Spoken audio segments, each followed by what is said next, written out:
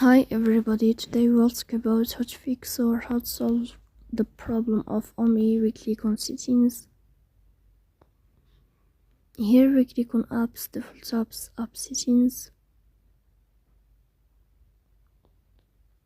Then we'll search about OMI app and we click.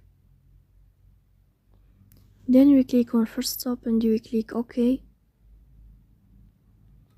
Here you will enter to the window of storage. Here we click on clear cache.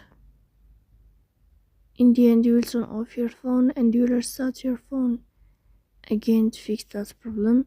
But if it's not working with you, then we'll go to Play Store and you will update your app. So that's all. Don't forget to support us by like and subscribe. See you next time and thank you for your watching and your